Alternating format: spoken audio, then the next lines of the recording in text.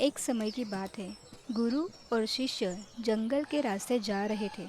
कुछ दूर चलते ही गुरु को बहुत प्यास लगी। अरे कल्याण, सुनते हो? बहुत प्यास लगी है। जरा देखो तो आसपास कहीं पीने के पानी की व्यवस्था हो जाए। यह सुनकर कल्याण ने कहा। जी गुरुदेव, अभी देखता हूँ। उसे थोड़ी दूर एक कुटिया दिखाई दी। उसने गुरुदेव से कहा। गुरुदेव, सामने ही एक कुटिया नजर आ रही है। वहां चलकर पूछते हैं। कल्याण ने कुटिया के पास जाकर आवाज लगाई अरे भाई, कोई है? और अंदर से एक आदमी और उसका परिवार बाहर आए। प्रणाम गुरुदेव, बताइए, क्या सेवा कर सकता हूँ आपकी? क्या हमें पीने के लिए पानी मिल सकता है? तो उसने गुरुदेव और कल्याण को पानी पिलाया। पास में ही उस आदमी का बहुत बड़ा खेत था, लेकिन उन्होंने फसल ही नहीं लगाई थी। यह देखकर गुरुदेव ने कहा। अगर तुम खेती नहीं करते तो जीने के लिए क्या करते हो? उस आदमी ने जवाब दिया। गुरुदेव, हमारे पास एक भैंस है जिसका दूध बेचकर हम पैसे कमाते हैं। उनके बीच बहुत सारी बातें हुई जो गुरुदेव ध्यान से सुन रहे थे। बातें करते करते रात का समय हो चुका था। इसीलिए उस आदमी ने गुरुदेव को ठहरने की विनती की। मध्य रात्रि को उठकर गुरुदेव ने कल्याण से कहा।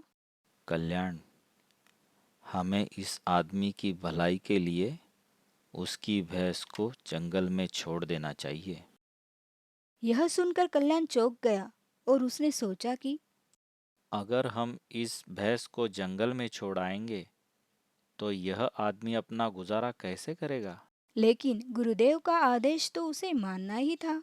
और उन्होंने भैंस को जंगल में बहुत दूर छोड़ दिया, जहाँ से वह वापस भी नहीं आ सकती थी।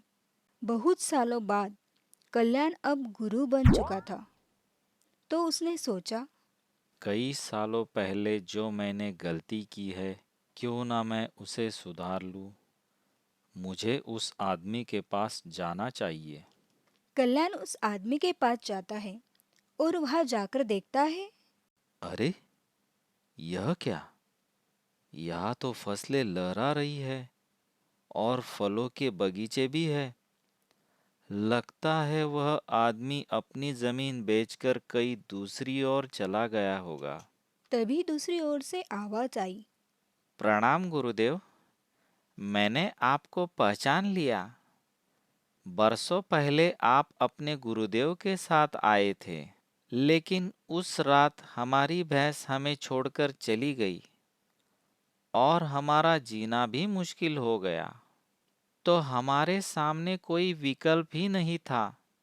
मैं जंगल से लकड़ियाँ काटता था और बाजार जाकर उन्हें बेचता था। इसके बाद मैंने बहुत मेहनत करके हमारी खेती में आम के बगीचे लगाए और धीरे धीरे लोग आम खरीदने आने लगे। ऐसे ही कई सालों बाद मेरा आम का बगीचा भी बढ़ने लगा और मुझे अच्छे खासे फल और उनसे पैसे मिलने लगे। देखते ही देखते मेरा यह काम बढ़ता गया और आखिर में आप देख ही रहे हो, यह सब उन दिनों की मेहनत का नतीजा है। दोस्तों, क्या आपके जीवन में भी कोई एक ऐसी भैंस है जिससे आप कमाई करना चाहते हो लेकिन छोड़ना भी नहीं चाहते? जैसे कि उस आदमी को पता नहीं था कि उसमें इतनी क्षमता है और बहुत सारा टैलेंट है, लेकिन गुरुदेव ने उसका भाग्य ही बदल दिया। तो ऐसे ही आप अपनी भैंस को परिवर्तित कीजिए आम के बगीचों में। जब आपके पास कोई विकल्प ही नहीं होता, तो ही परिवर्तन होता है। और जो परिवर्तन के लिए तैयार होता है, वही सफल होता है। क्योंकि भगवत गीता में बताया गया है, परिवर्तन ही संसार का नियम है। अगर आपके जीवन में ऐसे ही परिवर्तन लाना चाहते हो, तो हमारे चैनल को सब्सक्राइब कीजिए ताकि आप और ऐसी कहानियाँ देख सकें। और हाँ, अगर सबसे पहले नई कहानी देखनी है तो बेल आइकॉन दबाना ना भूलें।